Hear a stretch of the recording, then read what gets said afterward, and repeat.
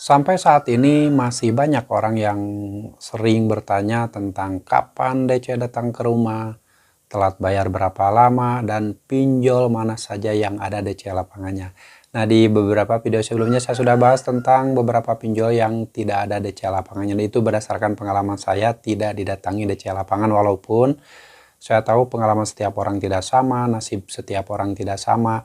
Yang jelas pada umumnya DC-DC pinjol tersebut memang tidak datang ke rumah di pinjol-pinjol tertentu yang sudah saya bahas di video sebelumnya. Dan ada satu pertanyaan juga yang tidak kalah menariknya kita bahas tentang salah seorang yang sudah terjebak di tiga pinjaman online, yang mana ada salah satunya ada Kredivo, Akulaku, Indosatku kalau tidak salah ya. Orang ini katanya limit kredit poinnya sudah mencapai 15 juta lebih, lalu di Indosatku sudah mencapai 3 juta lebih, dan di pinjol yang lainnya sudah mencapai 5 juta lebih. Nah, yang jadi pertanyaan dan permasalahan beliau adalah hari ini sudah jatuh tempo di pinjol Indosatku, tapi beliau ini belum ada uang dan paling dibayarkannya nanti menunggu gajian 1 minggu lagi katanya.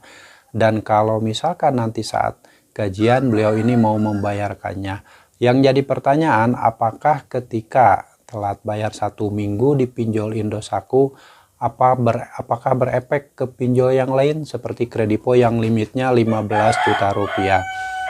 Karena beliau takut limit yang 15 juta rupiah tersebut justru turun menjadi 1 juta rupiah, bahkan limitnya jadi 0 gitu. Itu yang paling ditakutkan, karena beliau masih berkeinginan untuk merawat pinjol Kredivo tersebut dengan limit yang sudah besar, karena ya namanya orang kan mungkin siapa tahu kedepannya masih butuh uang, masih butuh berutang itu katanya. Makanya jadi pertanyaan apakah nanti akan berdampak atau tidak. Ini berdasarkan pengalaman ya teman-teman, pengalaman saya pribadi, walaupun saya tahu pengalaman setiap orang tidak akan sama, pengalaman setiap orang-orang yang menggunakan pinjol itu semuanya tidak akan sama. Semuanya pasti mempunyai cara yang berbeda, pengalaman yang berbeda, dan akibat-akibat yang timbul juga pasti berbeda-beda. Ini hanya pengalaman saya disampaikan ketika dulu saya menggunakan pinjaman online lebih dari 10 pinjol. Waktu itu saya pernah menggunakan Kredivo, Akulaku, Home Credit, Kredit Pintar, pokoknya pinjol-pinjol raksasa yang menurut kalian pinjol besar itu saya sudah pernah pakai. Dan ketika ada salah satu pinjol yang jatuh temponya sudah lewat dan saya belum bisa membayarkannya karena waktu itu memang keadaan saya sudah semakin memburuk, perekonomian saya memburuk karena terus-terusan gali lubang di pinjaman online. Dan akhirnya terpaksa saya tidak bisa lagi membayarkan di pinjol tersebut.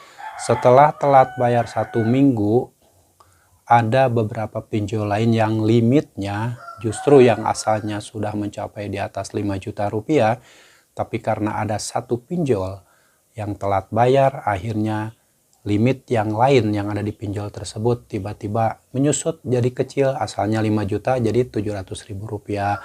Bahkan ada yang langsung terkunci limitnya 0, tidak bisa dipinjam lagi. Nah, itu pengalaman saya ya. Jadi buat kawan-kawan yang bertanya apakah ketika telat bayar di satu pinjol akan berefek ke pinjol yang lain, itu pasti berefek.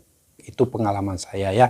Tapi jika ada pengalaman teman-teman kalian yang selalu setia menonton video ini, jika ada pengalaman yang berbeda, silahkan tuliskan di kolom komentar. Ini berdasarkan fakta yang sudah saya alami, telat bayar di satu pinjol dan berefek ke pinjol yang lain. Bahkan limitnya sampai 0, tidak bisa dipinjam lagi. Yang harus kalian lakukan sebenarnya bukan berpikir, wah saya akan merawat pinjol ini karena takutnya suatu saat saya masih membutuhkan uang.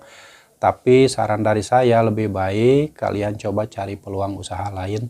Tidak harus mengandalkan berutang di pinjaman online. Walaupun saya juga tidak bisa memungkiri yang namanya orang hidup pasti banyak berutang dan pasti berutang, itu pasti. Cuman saya hanya bisa menyarankan, jika kalian memang ingin uang yang lebih besar, cobalah cari peluang-peluang usaha lain. cari pekerjaan lain atau penciptakan lapangan kerja sendiri dengan berniaga, berjualan apapun itu, siapa tahu di situ ada dan ditemukan pintu rezeki yang lain, tidak harus mengandalkan selalu meminjam uang di pinjaman online. Walaupun limitnya besar di pinjaman online tersebut, tetapi untuk mencapai limit yang besar tersebut, sudah berapa juta uang Anda yang disetorkan ke pinjol. Penjelasannya ada di video saya sebelumnya. Jadi untuk mencapai limit 20 juta, 30 juta di satu perusahaan pinjol, uang Anda mungkin udah lebih dari 30 juta sudah disetorkan ke pinjol tanpa Anda menyadarinya.